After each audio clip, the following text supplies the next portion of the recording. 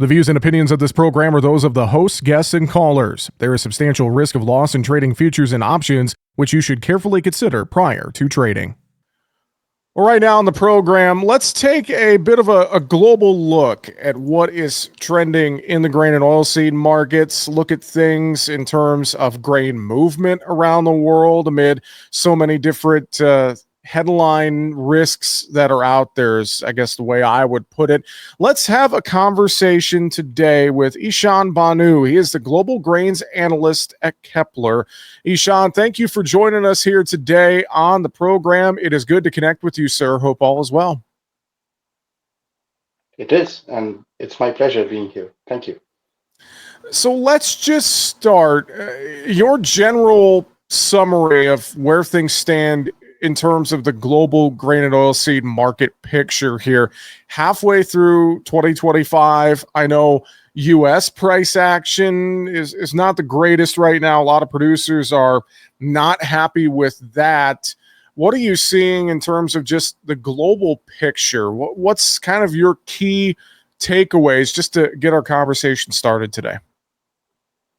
Sure. So in the grains and oilseeds markets, we talk a lot about feeding the world and needing to grow much more over the next 5, 10, 15 years, with population growing as well as per capita consumption growing, especially in lower income countries. So generally, the stance is that more production is required. However, if we look at this year in particular, or the 24-25 or 25-26 crop years, the growth in production of key grain commodities has been faster than the growth in consumption, and we are in a year where there have been no major supply shocks due to weather, and because of that, we just have produced much more, and we're about to produce much more than the world needs right now. So we are in a technical oversupply year at a global level, and this has mainly happened because of increases in production in the US because of technology, but mainly outside the US, which have not kept up with increases in import demand, especially from China. It's quite interesting to think about this, but by and large, to your point, and you think about South American production, record large safrita corn crop in Brazil right now, and things of that nature, and it's something that we've seen this before in certain ways, but when you have an oversupply in a market, naturally, that's going to keep prices lower and keep price action suppressed in many markets, right, Ishan? Indeed, yes. So, even if we turn a blind eye towards all policy out there, uh, the global balance sheet is working towards driving prices lower, and that's what we see in the market. So, even in absence of any policy, this would, to a certain extent, this would still happen. Let's bring in the policy and trade and tariff and war piece of this. I know with Kpler, you guys track a lot of grain flow around the world. How much has all of this impacted or not impacted grain flows? I think about issues in the Middle East, of course, through the Red Sea and maybe potential there. And then, of course, all this on again, off again with tariffs, possibly changing and moving around some of the deck chairs, so to speak, in terms of trading partners and more. I mean, when you look at all of this in a vacuum, what are some of the issues or non-issues that are impacting the grain market right now? So the two broad issues are conflict and disturbance, Black Sea, Red Sea, Strait of Hormuz, and the second one is tariffs or policy. So let's talk about the first one. Conflict in the Red Sea has completely reshaped agricultural flows. If you look at the map, most of agricultural goods uh, um, travel from the Western countries, usually around the Atlantic or Mediterranean, to Asia. to China, but also other countries in East Asia, Southeast Asia, um, and Middle East, North Africa as well.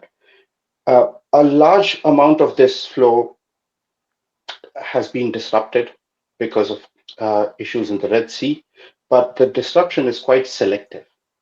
The Red Sea disruption has required US vessels sailing from the Gulf to either use Panama or go around Africa through the Cape of Good Hope when going to Asia. A similar thing has happened to cargo exported out of Western Europe, mainly think wheat from Western Europe going to Southeast Asian countries. Uh, the two competitors here, Black Sea countries, the two competitors to the Western exporters here, the Black Sea countries and South America, have not been affected by this. So while the US deals with higher freight, longer days at sea, and so does Western Europe, Brazil doesn't really needs Brazil and Argentina don't really need to change the route which they take going to Indonesia because they were using the Cape of Good Hope in the first place. And the second one, which a lot of people uh, don't think about, is that all Black Sea grains trade to Asia is still using the Suez Canal and the Red Sea. So exports out of Romania, Bulgaria, Russia, and Ukraine are going through the Red Sea unhindered, and not a single Western cargo vessel is going through the Red Sea.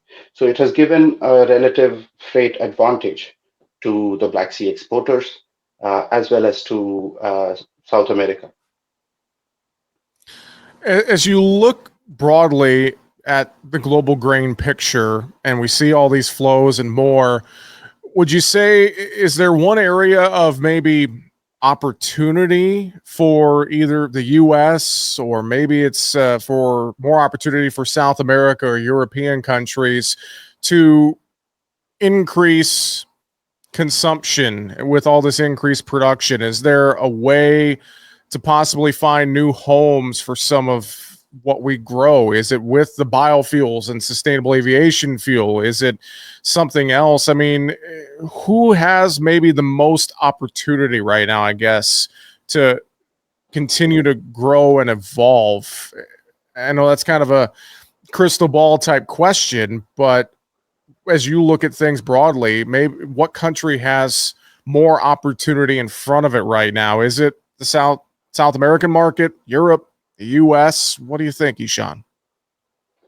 Now it is a crystal ball question, but I'll take a gander at it. Uh, Low prices do the job of increasing consumption. Low prices should also do the job of reducing production, but that's not an economic good. We want consumption to increase in this case, and it does happen, and it will continue. So it has happened in Asia, and it will continue to happen.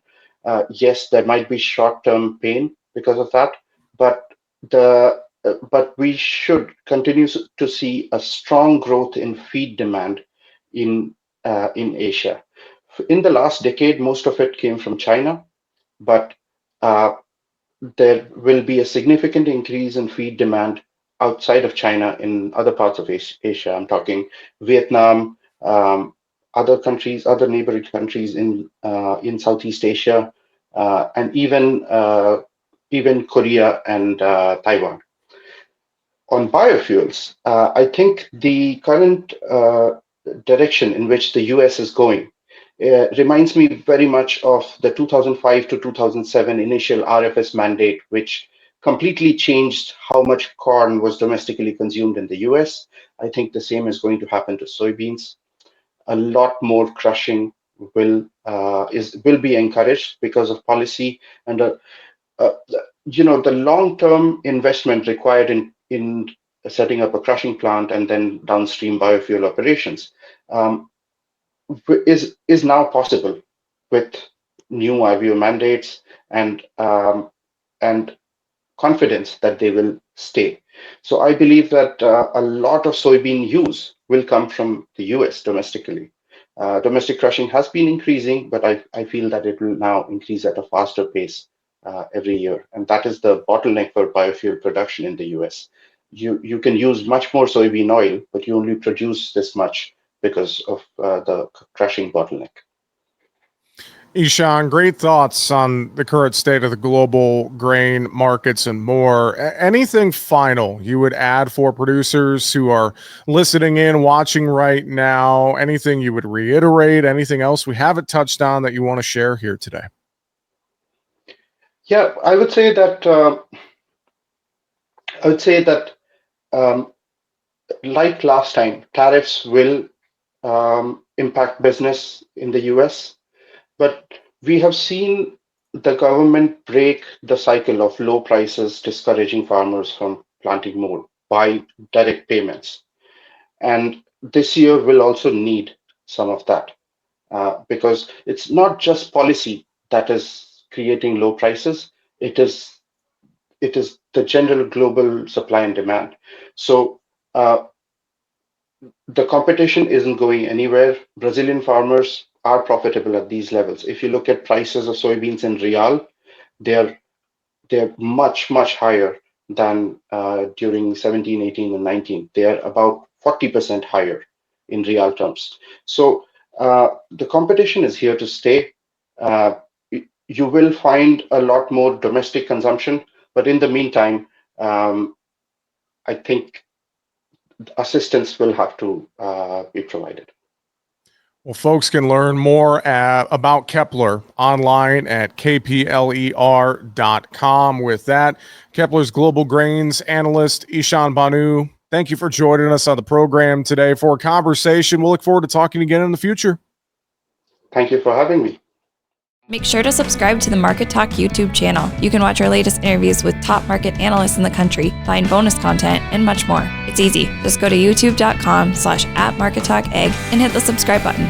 Or you can search for Market Talk Ag on YouTube.